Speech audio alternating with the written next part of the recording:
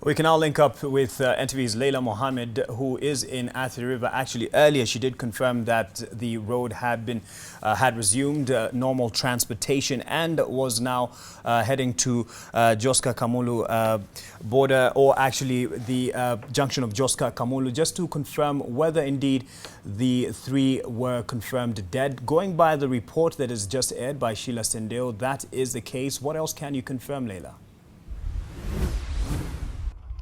Well, there's nothing rosy to speak about this early afternoon, Mark, here when those who were trying to get away from what was happening on the side of Mombasa Road, when they came here in terms of trying to access both counties, that is Machakos and Nairobi, they are not successful in terms of accessing this particular site. Where I'm standing, I'm being told by some of those who witnessed the waters here yesterday, and they're saying the waters were almost knee deep where we are now. Like you can see, the waters are still flooded, and some of the remnants of what the water did in terms of destruction can be seen along the tree lines. So that vehicle that got stuck in the mud was stuck somewhere there.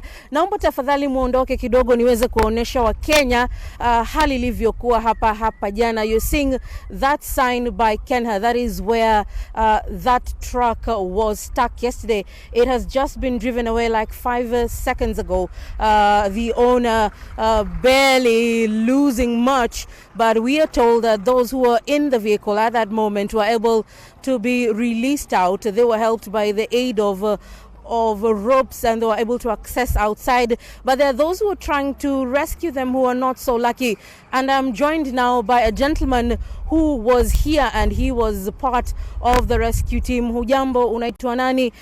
Na jana hali ilikuwa namna gani? Kulikuwa kumenyesha upande wa Machakos. Maji ikawa mingi kitoka pande ya Machakos ikifika kwa hii road block ya Nairobi na Machakos County ikawa mingi. Hiyo mfuriko iliweza kusababisha magari na watu wenye walikuwa wanapita, ndio posa ikachukua gari moja na watu wenye walikuwa ndani na wenye walikuwa wanapita kwa barabara. Lakini hata kwa sasa hatujafanikiwa kutambua wote wenye walikuwa wamechukuliwa na maji. Bado tungali tunaendelea kutafuta uchunguzi zaidi. Wewe na kuona kwamba uko na uchafu kiasi, ulisaidia katika kuondoa miili, na mliondoa miili ngapi na kwa sasa imepelekwa wapi? Miili 4 na sasa hii imechukuliwa Kangundo Road. Hiyo ndio tulikuwa tumeweza kuchukua kwa mto. Shughuli ya kuondoa hiyo miili kwenye mto imekuwa rahisi ama ni ngumu? Ni ngumu, sababu hiyo maji yote ilikuwa tangu usiku mpaka asubuhi, mpaka sasa bado tunaendelea kungangana kuangalia hizo zingine zimepaki. Je, mmepata usaidizi wote kutoka wataalamu, labda maafisa wa usalama, ama ni raia tu wa kawaida ambao wanafanya hii kazi? Ni raia peke yake. Serikali wakiwa watusaidii chochote. Tukiwa hapa na hata wa maafisa wa serikali hawatusaidii chochote. Tumeweza kusaidiana sisi raia peke yao.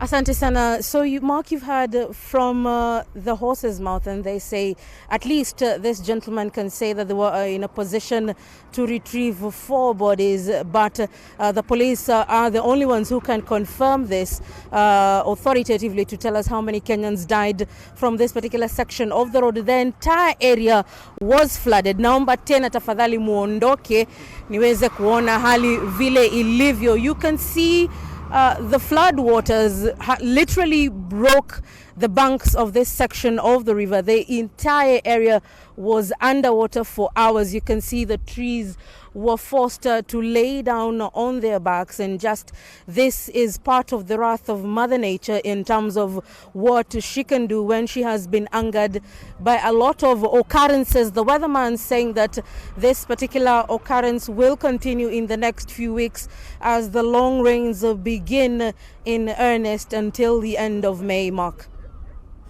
Leila Mohammed, there's a positive there in terms of how Kenyans come together in helping those in crisis, such as a gentleman you were talking to. Thank you for that confirmation. He actually confirms it. They managed to retrieve 4 bodies that had drowned, and yes,